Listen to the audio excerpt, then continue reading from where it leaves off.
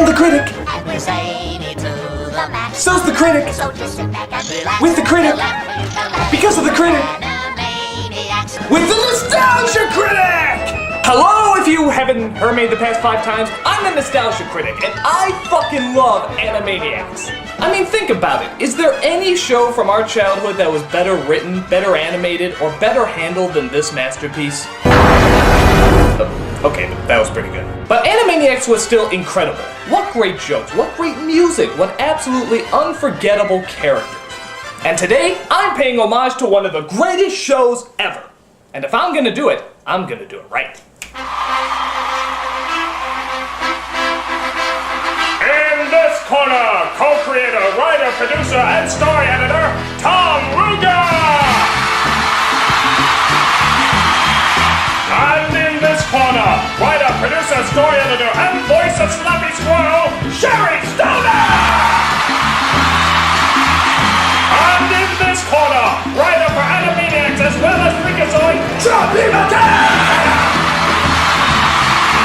And in this corner, writer for Animaniacs as well as the voice talent of Mr. Director and Freakazoid, Paul Rudd! And in this somehow 5th corner, voice talent of Skippy Squirrel as well as the son of Tom Ruger, Honey Ruger! And the Italian stallion himself, the heavyweight champion of the world, Rocky Balboa! Wait, no, he's not in this. But still, we have a big chunk of the people who made one of the greatest shows ever on the video! Guys, thank you so much for coming on the show and answering my stupid questions. This is so awesome. Let's not waste any time. I guess the first thing to start off with is how you guys all got involved with this show. And the person to probably start with is Tom, because... Am I right? You've pretty much written for every cartoon show ever created. I mean, your background's incredible. It's like He-Man, Scooby-Doo, all these huge shows. So you probably had the longest experience in animation, right? I started as an assistant animator / in-betweener, and then made it up to animator. I began work out here at Hanna-Barbera, just kind of bizarre things like Shirt Tails and Snorks. I got a chance to story edit and co-produce a bunch of Scooby series. Then they gave me a shot to do a new version, which turned out to be a pup named Scooby-Doo. And in that one, we did a lot of sort of Tex Avery wild takes. And that show, believe it or not, was what landed me the gig on Tiny Toons. I started out as an actress back 100 million years ago, and I was in the Groundlings. I performed at the Groundlings. And a friend of mine at the Groundlings asked if I'd be interested in maybe writing a cartoon. This was for Tiny Toons, actually. So I'd never written anything before, but I'm a huge fan of the old Warner Brothers cartoons. So I got hired on staff for Tiny Toons, and Animaniacs came along, and I jumped at the chance to develop that along with Tom Ruger and everybody. Growing up, it was either sports or being funny, or being preyed upon. So I chose funny. Paul and I at the time were in a group called Acme Comedy Theater, which is run by Sherry Stoner's husband. She'd already been, brought on board for Tiny Toons and other shows, and when they started looking for writers for Animaniacs, they came down, they said, these guys are, lean and unemployed, they'll probably work cheaply. They're correct. So when Animaniacs was coming up, she thought she'd just give, John and I a script, and when they were first developing it, and based on that, they hired us. Now, how did the actual creation of the show go down? Like, what was the process? Well, Animaniacs came from this whole success at Warner Brothers, where we had made Tiny Toons, and Mr. Spielberg and Gene McCurdy and a bunch of people decided, well, we have to make the sequel now. We were looking for the lead characters for the show. Steven said, we need a billboard name. We can't just go out there with nobody. That stuck in my head, billboard character. So I was walking across the lot one day. I saw the water tower, and I thought, well, that's kind of a, sort of a billboard. As far as the Warner Brothers go, the initial creation of that was Tom Ruger. I remember it being first based on his 3 kids that were 3 sons that were very small at the time, and just the chaotic element of having them in his life made him want to do something like that. What we did was we put a whole bunch of cartoon concepts together, Pinky and the Brain, Slappy Squirrel, and we took them all over to Stephen's house on a Saturday morning, which was an appropriate time. We all had like cookies and milk. Tom would put them up on the big board. He had this big board in his office, and he would pin up names of characters that we pitched and different things like that. And then the artist would do drawings of different characters, and they sort of evolved as time went on, and some fell by the wayside and some stuck. The last one to make the cut was Mindy and Buttons, and Mindy and Buttons had been jettisoned earlier in our little meeting, and then Stephen's family came in, including a bunch of little kids, and they went over to the Mindy and Buttons pictures and said, "I like." So suddenly Mindy and Buttons were back in. They had a Bible which was literally, I remember it was like 2 inches thick, and it was pretty much all said about what they would be. There was a list, like 5 pages, about what they thought the characters' catchphrases would be. Paul and I had to kind of, feel our way, trying to use some of the stuff they had and then some ideas that we had. I remember Deanna Oliver kept pushing this gecko and Chuck Walla, and of course it ultimately turned into the Geico gecko. So Deanna also was the one behind Chicken Boo.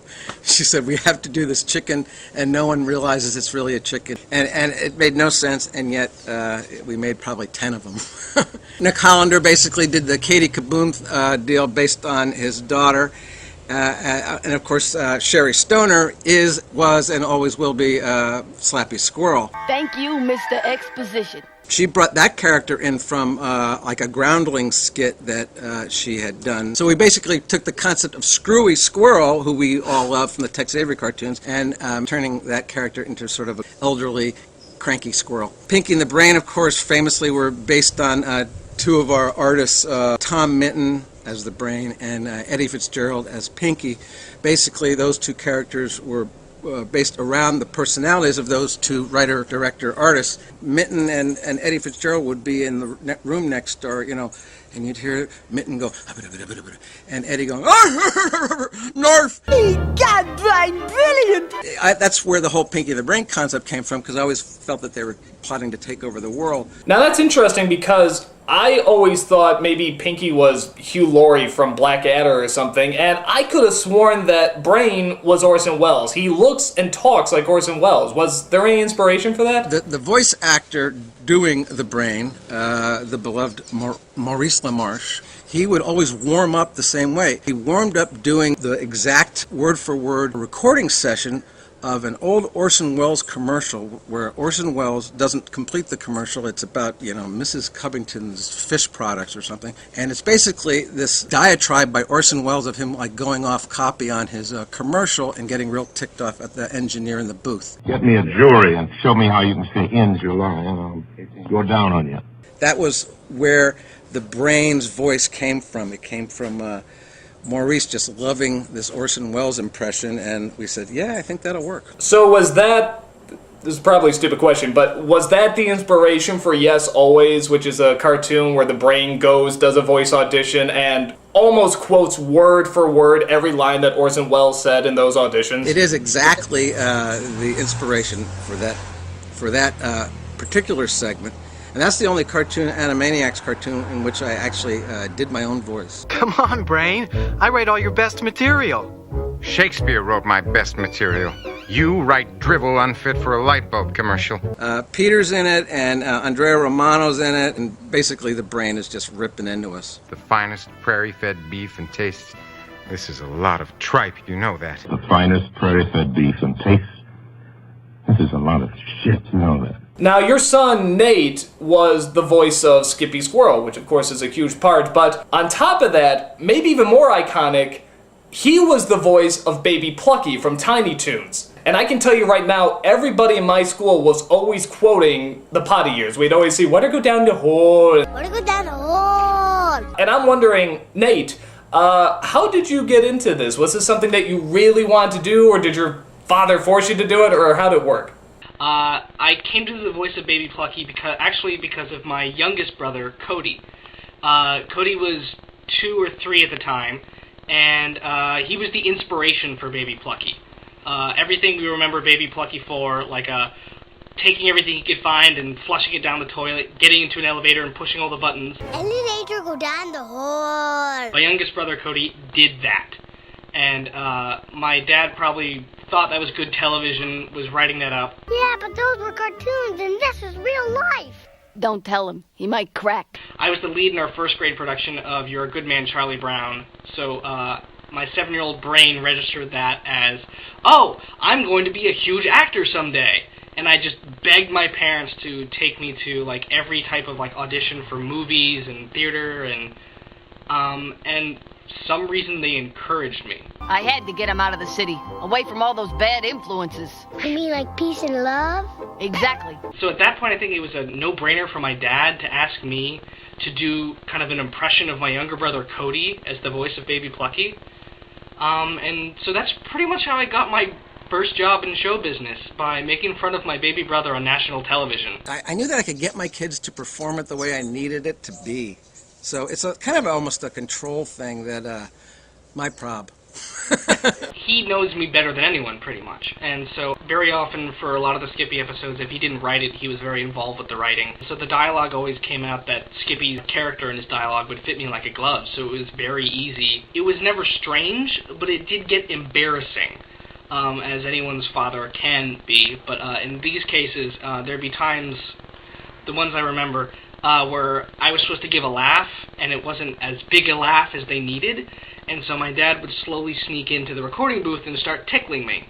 And there I was, like, giggling like an idiot with my dad tickling me in front of this room filled with Hollywood professionals.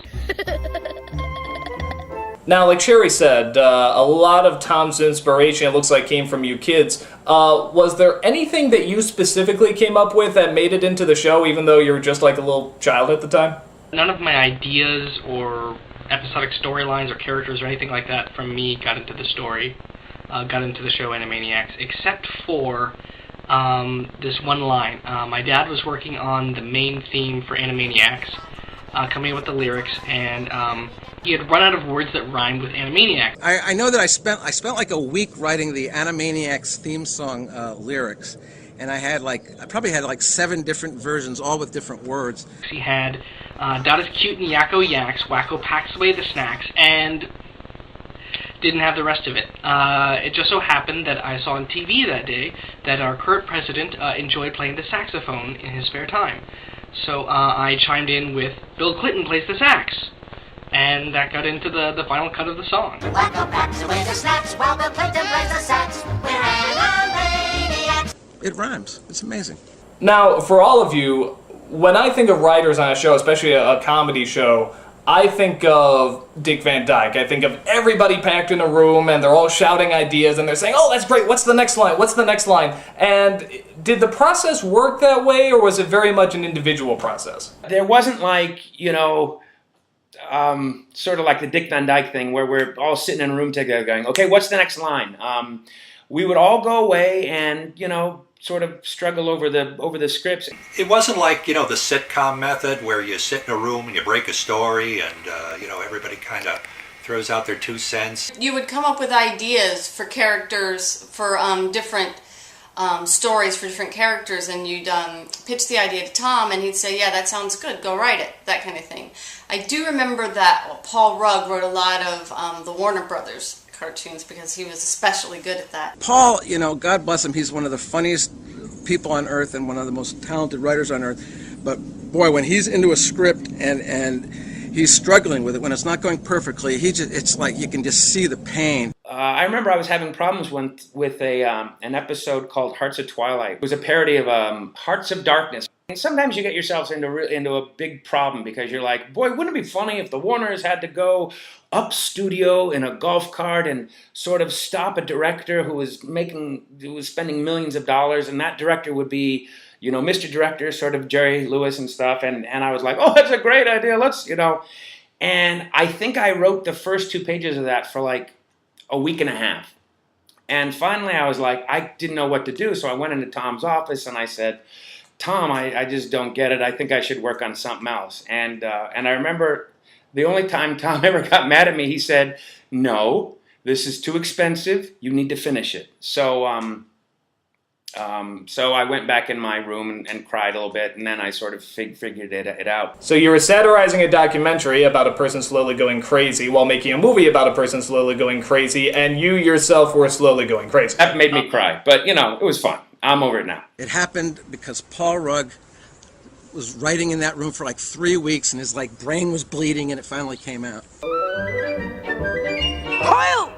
How'd you with the going? You were there, but here now. From the look of things, it seemed like there was a lot of freedom, and I know it's a cliche to be like, they don't make them like in the old days, but it almost does sort of seem like that. And I guess what I'm wondering is, was Animaniacs just one of those rare experiences where everything just seemed to go right and everything clicked, or are these experiences really like a dime a dozen?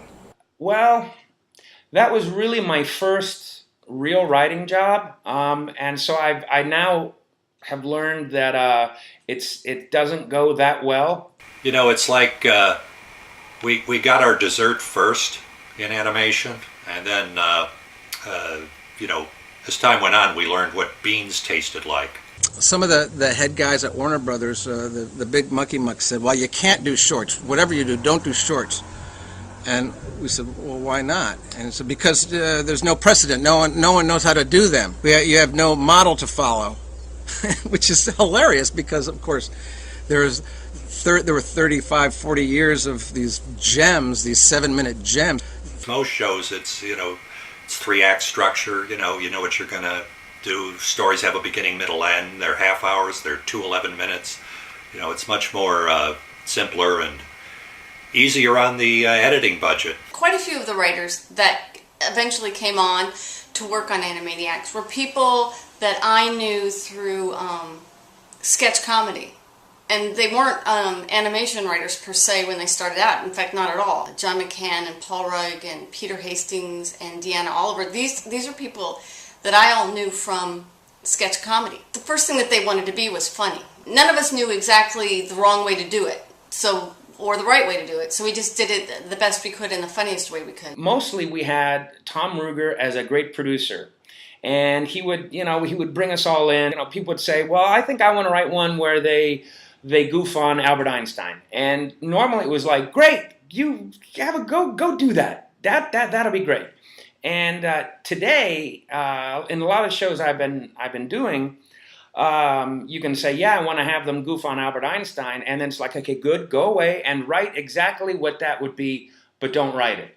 So you do sort of a 3-page outline about what'll happen. The nice thing about Animaniacs was there was really none of that. You'd get assigned a script, and that'd be your script. It was loose. I mean, ultimately, it was your job to get the script done and get it in, but you know, you had plenty of help there to get you through the rough spots. There was a lot of freedom.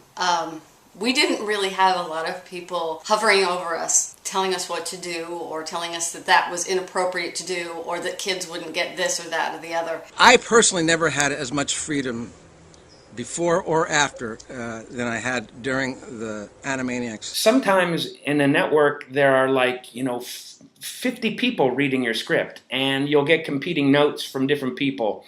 And we didn't really have that. It went to Tom Ruegger, go off to Steven Spielberg, and that was it. We were very, very lucky in that regard. I mean, it certainly changed now. This was at the dawn of the imitatable behavior thing. So, you know, they were afraid that any behavior with a common household object that children could imitate would, you know, in turn lead them to do that and then, you know, trigger a lawsuit. It's certain educational elements that have to be involved when you're dealing with certain hours of the day for television and all of that stuff that I still don't understand. There was a scene in Dracula where there was something about turning into a bat. Wacko pulls out an actual bat and hits the vampire. Well, they didn't care for that. You know, they said you can't use a real bat. Tom Ruegger, in a masterful stroke, got around it by putting wings on the wooden bat, and somehow that made it okay. So a bat with bat wings was okay, but a bat without bat wings was corrupting the youth of America. All I gotta say is that I'm glad most houses don't have anvils and mallets lying around. Right. Dynamite, except for certain areas of the Southwest. You know, we're, safe there. If we got any sort of inkling that somebody wanted us to be more educational or have more of a theme, then we would mock that, like with the Wheel of Morality, that sort of thing. Wheel of Morality, turn, turn, turn. Tell us the lesson that we should learn. Moral number 2. And the moral of today's story is...